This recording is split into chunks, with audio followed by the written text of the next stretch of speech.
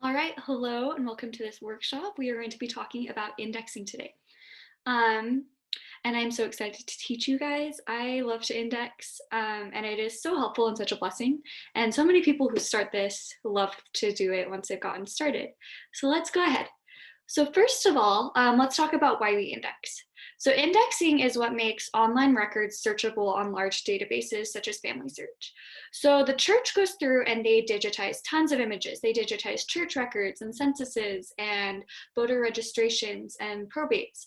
And that's great, it's all online, but a lot of it is it's just like tons of records all together that you have to go through page by page. So by indexing, we make those records searchable. So instead of having to go through page by page, image by image, to find the record that talks about my ancestor, I can instead just type them in. So the computer itself can't read the handwriting. So that's where we come in. It requires a human brain to be able to know what that says and to evaluate the information. So first of all, I'd like to just demonstrate just the helpfulness and usefulness of indexing. So first of all, I want to show you, so here are some Netherlands church records. And let's say I have an ancestor I know is in here somewhere, but there are 3,000 images to look through. That is very time consuming, and it is possible, it is doable to go through image by image, but it's frustrating. That's time that you're losing that you could be using to research more about your family, as you have to just flip by image to be able to find your family member. Now let's try an index record set. So right now I am on, let's see, this is a New Hampshire marriage records. And so it was images like this before. It was all these online digitized images, but indexers went in and indexed the information to make it searchable. So instead of having to go scroll through 3,000 plus images to find my ancestor, I can instead go ahead and type in his name and then his birthplace. I know that he was born in New Hampshire, and I know that he was born around 1845. So I'm going to type those numbers in and search. And the very first thing that comes up is the marriage record of him that matches up perfectly with his parents and with everything that I already knew. So hopefully that demonstrates to you just the importance of indexing, and also just how it is such a blessing and how much time it really saves. All right, so let's get into the actual indexing. So some general guidelines before we get going. For names, a lot of times you will see names that are abbreviated. For William, they might do a WM, or for John, they might do a JN. For Elizabeth, it might be Eliza.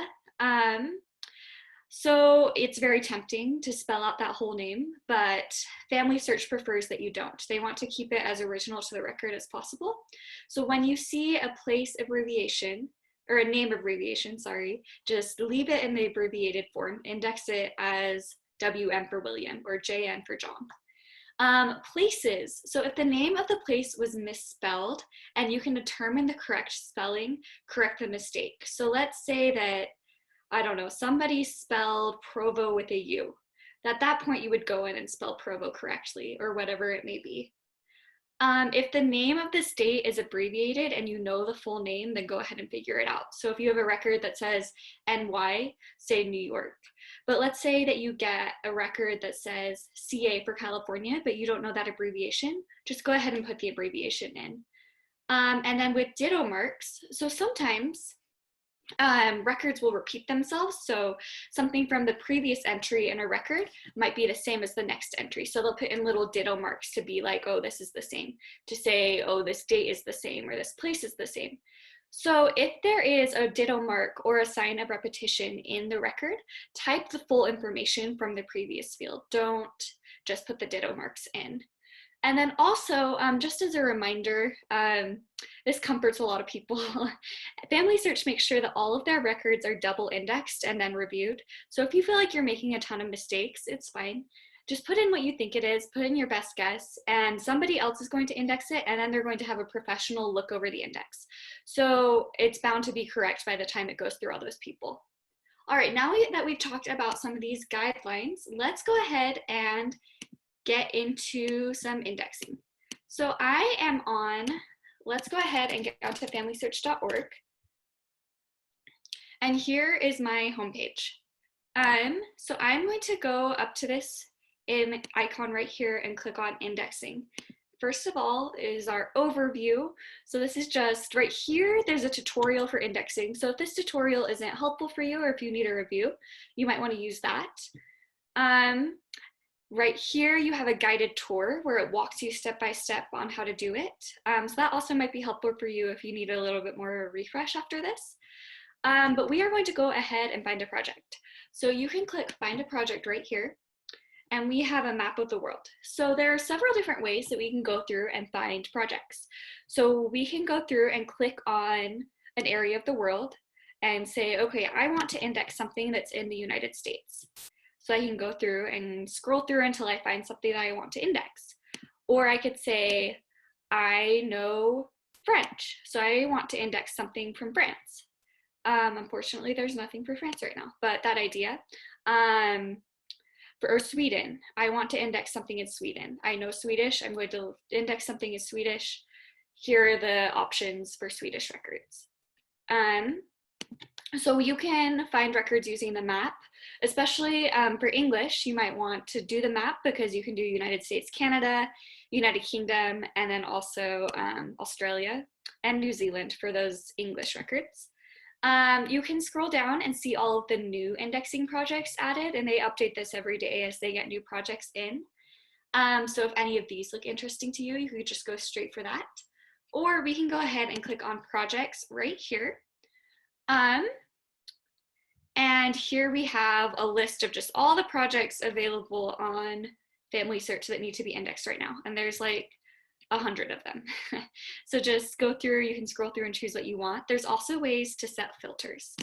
So I can do project name, and that gives me just alphabetical project names. Or if I click on project language right here, I can choose my language. So I'm going to go to English, and this gives me all of the English records available. So that can also be a great help. Okay, so now that I have gone over how to find the record, let's go ahead and actually index something together. So I went through and picked out this project before filming this workshop because I just figured it'd be an easy one to go over. So this is a church record from Gloucester in England. It's in English, the handwriting is pretty good, so I thought it would be a good one to start out with.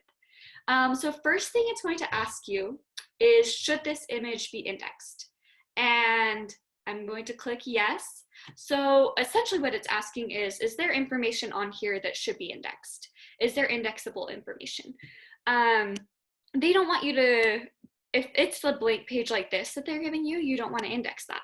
Or if it's just a blank entry with none of the information about the people, there's no point in indexing that. But if there's a lot of information and just the sort of things that they're looking for, then yes, you want to index it. So we are going to click yes, this image should be indexed. Next, it's going to ask us what type of entry it is. So with church records, you're typically going to see births, marriages, and deaths. Those are the main things that the church covered. You also might see some sort of confirmation. So our three options here are birth, marriage, and death, like I just said. And we need to look through this record and decide, okay, what sort of record is this?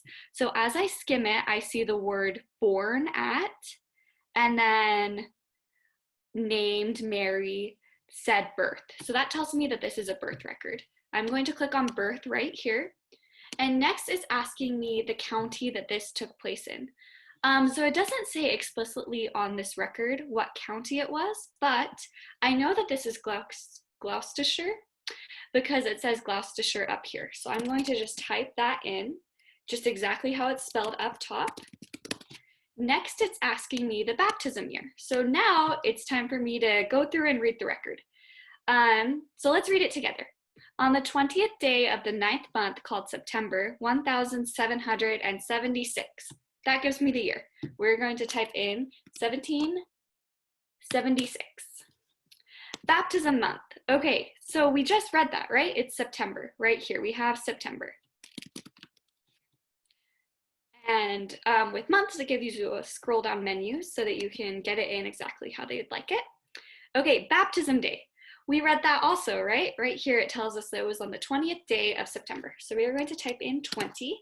Next, it's asking us the child's given name. So let's read on to find that out. Born at Bonscale in the parish of Greystock in the county of Cumberland. Oh, so I was wrong about the county. I assumed that would be Gloucester because that's where this record set is from, but it's not. So now that I've noticed that, I can go through and change it. So typically, just go with what it says. Go with what it says at the top, and then as you're reading the record and you see something else, and go ahead and change it. So Cumberland, to John Dalton, husbandman, that's his occupation, and Margaret, his wife, a daughter who is named Mary. So Mary is her given name. Given name is another word for first name. That's the name that her parents gave her. Just like my given name is Kaitlyn. That's the name that my parents gave me. So I'm going to type in Mary right here. Now it's asking for the surname. So I'm not seeing a surname written next to her name, but I am seeing that her father's surname is Dalton. So we're going to put in Dalton because it can be assumed that she took her father's last name. Next, it's asking her sex. So she is a female. It doesn't say that on here, but I know it is because it says Mary and then also because it says daughter. So that should be pretty obvious. Father's given names. So we already read that. That's John right up here. Dalton. And mother's prefix. So that's saying like Miss, Mrs., you know, those titles. I'm not seeing any of those for her. So I am going to leave this field blank. To do so, I'm going to go up to this X at the top, which says blank. And this just lets the computer know that there's nothing in for that entity. Mother's given name, Margaret. And then it's asking for the mother's surname. So when indexing, they ask that you put in the mother's maiden name. And if her maiden name isn't in the system, then don't put it in at all. So I'm not seeing her maiden name anywhere. We can assume that her married name was Dalton because that's her husband. But since I'm not seeing her maiden name, we are just going to leave this field blank. So just as we did before, we're going to click on this X right here. Birthday. On the 20th day of September, 1776. Okay, so that one asks for it twice, but it's fine. Okay, so that was our very first record. I hope that you were able to follow along and that it made sense. Let's go to our next one. So there are 2 christening records on this page. So it's going to be 2 separate entries because it's 2 records on 1 page. So it's asking again the entry type. So let's skim and I see the word birth right here again. So we are going to type in birth. And let's go ahead and read the record together so that we can get this information indexed. On the 10th day of the 4th month, called April, 1777 was born at Heskett, Newmarket, in the parish of Coldbeck, in the county of Cumberland, unto Isaac Scott, Grover, and Anne his wife, a son who is named John. Okay, so that gives me the county, right? We're in Cumberland right now. Our year is 1777. And you're going to take it from written form to number form, if I didn't already say that. We are in the month of April, as it says right here. And our baptism day is the 10th. Okay, so we have that information in. Now we're going to put in the child's name. So we have John right here. We're going to type in John, and then he is going to share a surname with his father. So John Scott, male. His father's name is Isaac Scott. His mother does not have a prefix, so we're doing the blank. His mother's name is Anne, but her maiden name isn't given, so we're doing the blank again. Birthday is, we're going to just type in that same date again since no set birthday is given. 10th day of April, 1777. Okay, so we've just done our first batch.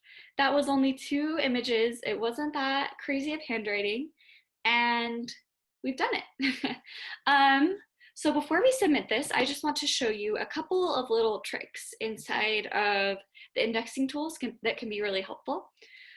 So we talked about the blank right here. So if something is missing, like the mother's maiden name, we're going to put in this blank X. This question mark is unreadable. So there might be something here. Let's say that there's a name right here and I can tell it's a name, I just don't know what it says. It's unreadable to me. Then I would click on this question mark in that field, like in the box over here, just to say unreadable. And then the professional who goes through and checks would know to look out for that and to fix that. This allows us to add entries. So let's say that there were actually 3 baptisms recorded on this page. I would click on this so that I could add in that 3rd entry. This is a delete entries. So let's say I added in a 3rd entry right here, but I go through and I realize, oh, I don't need that entry. I can just go through and click this trash can and that gets rid of it. This field is like kind of a copy and paste. So let's say that they were baptized on the same day or in the same year. Instead of having to go through and copy that every time, I could click on this on it and that will put in that same year for all of the entries that I make. Same with this, it's just that same thing. This lets you see some handwriting examples. So let's say that there's just a letter I cannot make out. I can look here and it will maybe give me some handwriting helps. And then this is for special characters. So if it has an accent or something that your keyboard can't do, you can go ahead and add that in. And then this right here is the project instructions. So it's essentially what we already went over, the just indexing all of the information it's asking you for. But if you need a reminder of what you're indexing, that can be really helpful for you. Okay, last thing, let's just talk about some handwriting helps. This handwriting is pretty clear for cursive, but you might run into some that aren't as clear and aren't as well preserved. So some tips I have for you for reading old handwriting is to trace out the word.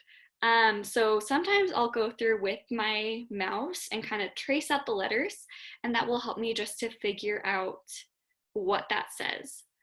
Also, let's say that, I mean, this is pretty obviously a tenth, but let's say that I cannot make out that first letter. I know that the end of the word is ENTH, but I don't know what that first letter is.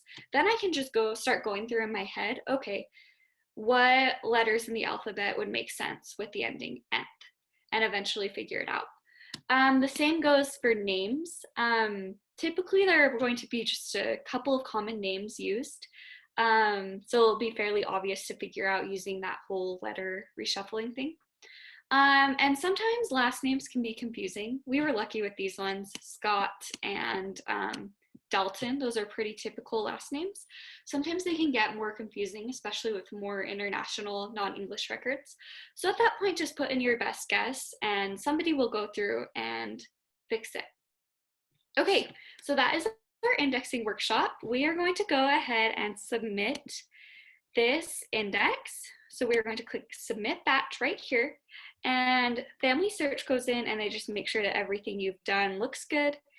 And they say no issues found. We're going to submit batch, and yay, we get some confetti.